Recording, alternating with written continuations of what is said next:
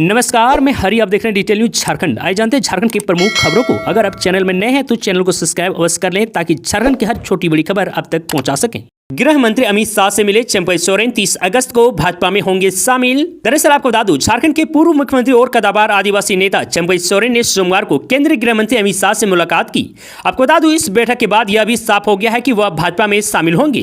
असम के सीएम हेमंता बिस्वा शर्मा ने ट्वीट कर यह जानकारी दी है। असम के सीएम ने एक्स पर अपने पोस्ट में यह भी बताया कि चंपई सोरेन 30 अगस्त को रांची में आधिकारिक रूप से भाजपा में शामिल होंगे। आपको यह भी बता दूं कि हेमंता बिस्वा शर्मा ने राष्ट्रीय राजधानी दिल्ली में केंद्रीय गृह मंत्री अमित शाह के साथ चंपई सोरेन की मुलाकात की एक तस्वीर भी पोस्ट की है।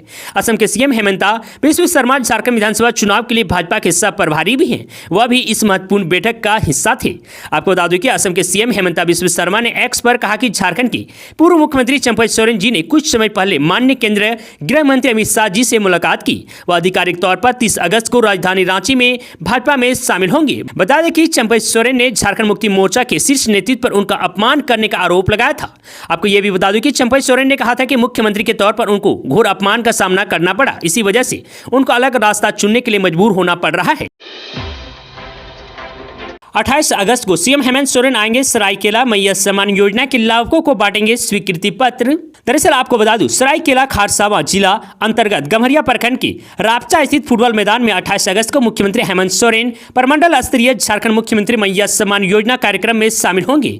मुख्यमंत्री द्वारा लाभुकों के बीच स्वीकृति पत्र वितरण अपने हाथों से कार्यक्रम के दौरान करेंगे।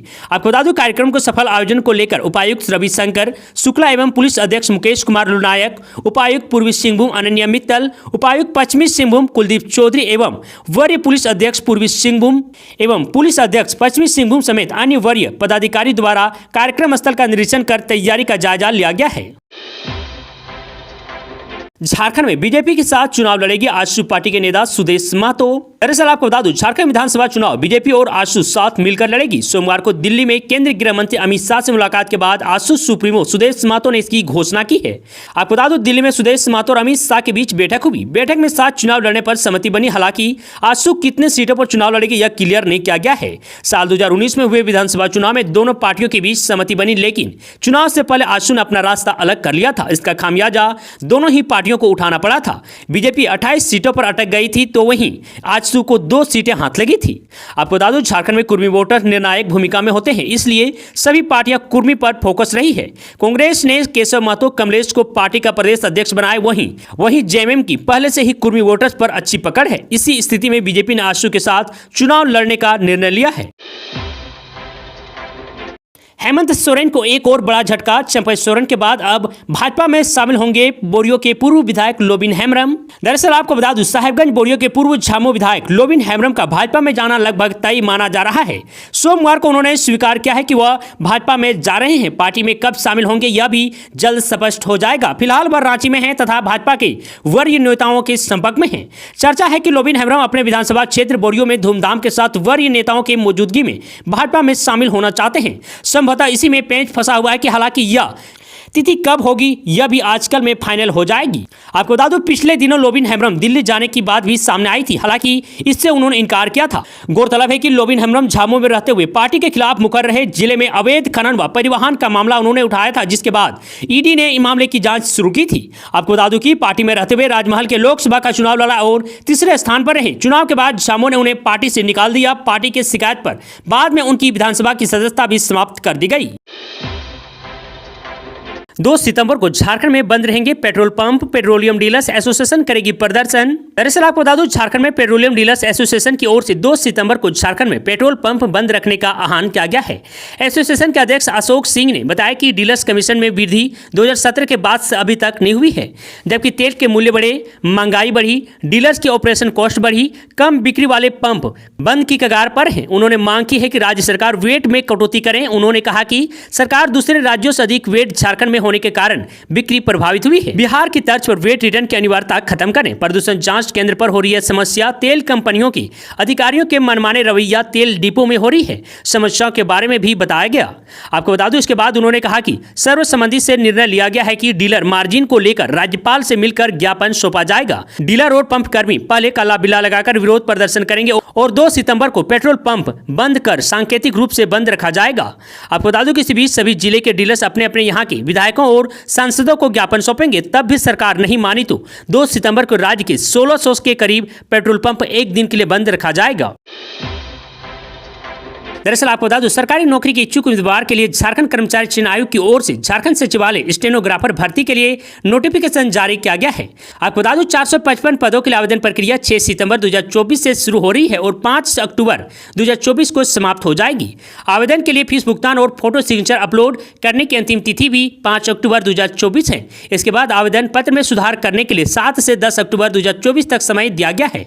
और वहीं आपको यह भी बता दूं कि स्नातक उत्तीर्ण उम्मीदवार ही इसमें आवेदन कर पाएंगे। पदों के लिए आवेदन करने वाले अभ्यर्थियों का किसी मान्यता प्राप्त विश्वविद्यालय से स्नातक उत्तीर्ण होना अनिवार्य है। इसके अलावा असूल लिपिक पद के लिए हिंदी असूल लिपिक में 50 शब्द प्रति मिनट की गति से 10 मिनट की अवधि के लिए 500 शब्दों की डिक्टेशन आवश्यक होगी। उम्मीदवारों के लिए आयु सीमा भर्ती के लिए आयु सीमा 1 अगस्त 2024 के आधार पर निर्धारित की गई है। न्यूनतम आयु सीमा 21 वर्ष है, जबकि अधिकतम आयु सीमा सामान्य श्रेणी के उम्मीदवारों के लिए 35 वर्ष, अति पिछड़ा वर्ग पुरुष उम्मीदवारों के लिए 37 वर्ष, सामान्य वर्ग एवं अति पिछड़ा वर्ग की महिला उम्मीदवारों के लिए 38 वर्ष, अनुसूचित जाति और अनुसूचित जनजाति के लिए 40 वर्ष तय की गई है। तमिलनाडु में बंधक बनाए गए दुमका के 11 मजदूर हुए रिहा, 28 को पहुंचेंगे धनबाद। दरअसल आपको बता दूं, तमिलनाडु में बंधक बनाए गए दुमका जिले के रामगढ़ प्रखंड के 11 मजदूरों को सोमवार को रिहा कर दिया गया है। पुलिस प्रशासन व श्रम विभाग की मदद से तमिलनाडु के स्थानीय एनजीओ के सहयोग से इन मजदूरों को बंधक मुक्त किया गया है। आपको बता दूं, सभी 28 अगस्त को धनबाद पहुंच जाएंगे और वहां से दुमका लाया जाएगा। सोमवार को पुलिस अध्यक्ष पीताम्बर सिंह खेरवार ने बताया कि सभी मजदूरों को स्थानीय एनजीओ के सहयोग से बंधक संबंधित ट्रेन में बिठा दिया गया है। आपको बता दूं, 28 अगस्त की सुबह सभी धनबाद स्टेशन पहुंच जाएंगे, वहां से इन्हें दुमका लाया जाएगा। इन मजदूरों को बंधक बनाने वाले कपड़ा कंपनी के लोगों ने मारपीट भी की है।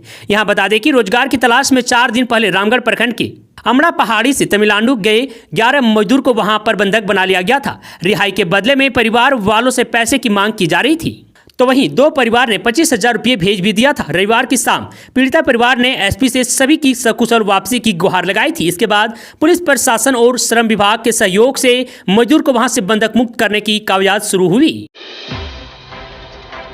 झारखंड के 9 जिलों में आज होगी भारी बारिश, अलर्ट हुई जारी। दरअसल आपको बता दूं, झारखंड में मानसून मजबूत स्थिति में है, लेकिन प्रदेश में अब तक अच्छी बारिश नहीं हुई है। राज्य में 1 जून से लेकर अगस्त तक सामान्य से 11% कम बारिश हुई है। राज्य में 17 जिले ऐसे हैं जहां सामान्य से कम बारिश हुई है। पाकुड़ में सबसे कम बारिश दर्ज की गई है, जो सामान्य से 54% कम है, जबकि 7 जिले ऐसे हैं जहां सामान्य से अधिक बारिश हो गई है।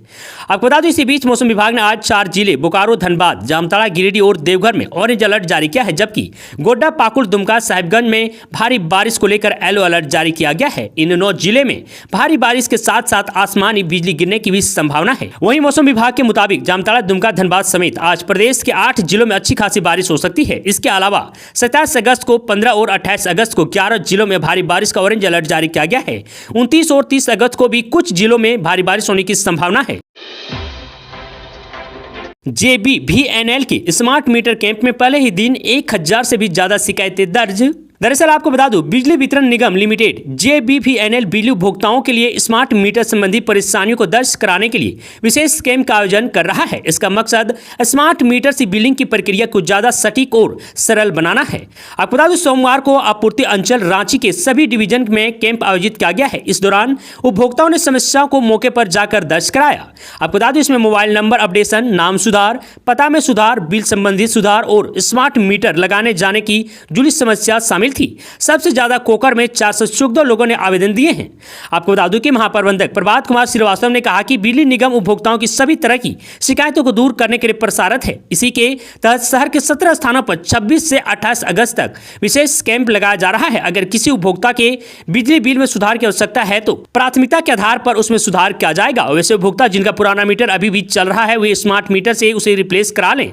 अगर उपभोक्ता को मोबाइल नंबर लिंक नहीं है तो वे इसके लिए JBVNL के कंप्लेंट नंबर 0651271002 या 1912 पर फोन कर लिंक करा सकते हैं।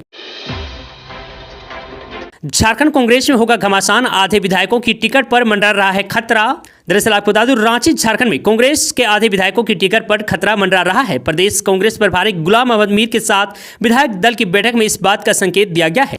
इस बार टिकट कटने का आधार बनेगा लोकसभा चुनाव। विधायक के क्षेत्र में पार्टी समर्थी उम्मीदवार का प्रदर्शन। कांग्रेस के 17 विधायक पहले से थे और भाजपा के मांडू विधायक की पार्टी में शामिल हो जाने के साथ ही इनकी संख्या 18 मान ली गई है। इन 18 सीटों में आधी आने की 8 सीटों पर कांग्रेस अथवा कांग्रेस समर्थी उम्मीदवारों को प्रतिद्वंदी उम्मीदवार से कम वोट मिले हैं। आपको बता दूं कि इनमें खास तौर पर जरमुंडी सीट की चर्चा हो रही है, जहां कांग्रेस समर्थी उम्मीदवार को भाजपा से कम वोट मिले। यही कारण रहा कि जरमुंडी विधायक बादल पत्रलेख को अपना मंत्री पद गंवाना पड़ा। हालांकि उनके खिलाफ पहले से ही कार्यकर्ताओं की शिकायतों की भरमार थी। इसी कार्यवाही के कांग्रेस के अन्य नेताओं के बीच भी कार्यवाही किए जाने का संकेत आ गया है। आपको बता दूं, कांग्रेस के प्रदेश प्रभारी ने विधायक दल के साथ एक दिवसीय बैठक के दौरान इस बात का संकेत दिया है कि जिनके क्षेत्र में लोकसभा चुनाव में पार्टी समर्थी प्रत्याशी का प्रदर्शन खराब रहा, उसे मुक्ति पाई जाएगी। भाजपा ने गीता कोड़ा को दी बड़ी जिम्मेदारी, 4 प्रवक्ता की लिस्ट हुई जारी। दरअसल आपको बता दूं, भारतीय जनता पार्टी भाजपा ने गीता कोड़ा को बड़ी जिम्मेदारी दी है। झारखंड भाजपा ने 4 नए प्रवक्ता नियुक्त किए हैं। मधु कोड़ा की पत्नी और सिंहभूम लोकसभा की पूर्व सांसद गीता कोड़ा और 3 अन्य को यह अहम जिम्मेदारी दी गई है। गीता कोड़ा के अलावा प्रदीप सिन्हा, अजय शाह और विजय चौरसिया को झारखंड प्रदेश भाजपा का प्रवक्ता नियुक्त किया गया है। भारतीय जनता पार्टी के मीडिया प्रभारी शिव पूजन पाठक ने सोमवार को यह जानकारी दी। उन्होंने बताया कि प्रदेश भाजपा अध्यक्ष बाबूलाल मरांडी के निर्देश पर पार्टी के महामंत्री आदित्य साहू ने प्रवक्ताओं की नियुक्ति का पत्र जारी किया है। आदित्य साहू ने कहा कि यह संगठनात्मक नियुक्ति तत्काल प्रभाव से लागू है। रांची में 49,030 बच्चों को दी गई पोलियो की खुराक, आज भी जारी रहेगा अभियान। दरअसल आपको बता दूं, राज्य में पल्स पोलियो अभियान के दूसरे दिन घर घर जाकर बच्चों को पोलियो की खुराक पिलाई गई। पहले दिन 25 अगस्त यानी कि बूथ पर कुल लक्ष्य के 85% बच्चों को पोलियो की खुराक दी गई। यानी पोलियो की खुराक से वंचित राज्य के 14.9% बच्चों को घर घर जाकर खुराक देनी है। आपको बता दूं कि इसके तहत राज्य में सोमवार को 5,69,278 बच्चों को पोलियो की खुराक दी गई। ऐसे में कुल लक्ष्य 61,15,703 में से 57,76,554% का आंकड़ा प्राप्त कर लिया गया है। आपको बता दूं कि इधर राजधानी के प्रमुख चौक चौराहों पर भी स्वास्थ्यकर्मी पोलियो की खुराक देने के लिए तैनात दिखे। जेएमएम का हेमंता बिस्व शर्मा पर हमला, कहा बिना जानकारी के कानून सिखाने आए हैं। दरअसल आपको बता दूं, सत्तारूढ़ झारखंड मुक्ति मोर्चा यानी कि जेएमएम ने एक बार फिर सोमवार को असम के मुख्यमंत्री और भाजपा के चुनाव सह प्रभारी हेमंता बिस्व शर्मा पर निशाना साधा। आपको बता दूं कि महासचिव सुप्रियो भट्टाचार्य ने तंजा कसते हुए कहा कि हेमंता बिस्व शर्मा बिना जानकारी के कानून सिखाने आए हैं। उन्हें बताना चाहिए कि किसान आंदोलन क्या पाकिस्तान में हो रहा था, जिसे रोकने के लिए कटीले तार और कंक्रीट के बैरियर लगा दिए गए। आपको बता दूं, उन्हें याद रखना चाहिए कि किसान आंदोलन के समय दिल्ली में 42 केस दर्ज किए गए, हरियाणा में 138 केस दर्ज हुए। कुल मिलाकर एक आंदोलन में 180 एफआईआर दर्ज की गई। आपको बता दूं कि भट्टाचार्य ने कहा कि नामजद और लाखों अज्ञात के नाम पर केस दर्ज हुए। हेमंत को यह कहना चाहिए था कि भाजपा डरी हुई है, वे झामुमो और हेमंत सोरेन का मुकाबला नहीं कर सकते। आपको बता दूं, उन्होंने कहा कि 4 राज्यों में चुनाव होना है, इसमें झारखंड पहले जम्मू कश्मीर को विभाजित किया। सुप्रीम कोर्ट के संज्ञान में आने पर वहां चुनाव हो रहा है। आपको बता दूं, आयोग ने हरियाणा और जम्मू कश्मीर में चुनाव की तिथियों की घोषणा कर दी है। हरियाणा भाजपा के अध्यक्ष ने चुनाव आयोग को पत्र लिखकर चुनाव की तिथि को बदलने की मांग की है। आपको बता दूं, देश के इतिहास में ऐसा पहली बार हुआ जब केंद्र में काबिज सत्तारूढ़ दल का नेता ही चुनाव की तिथि बदलने की मांग कर रहा है। भाजपा लोगों के सामने आने से डरते हैं, यही वजह है कि चुनाव को टालना चाहती है। इसका असर झारखंड में भी दिखाई पड़ रहा है। भाजपा की रैली में बीजेपी से संबंध रखने वाले तमाम उपद्रवी शामिल थे। इन्होंने पुलिस पर, शासन पर जानलेवा हमला किया।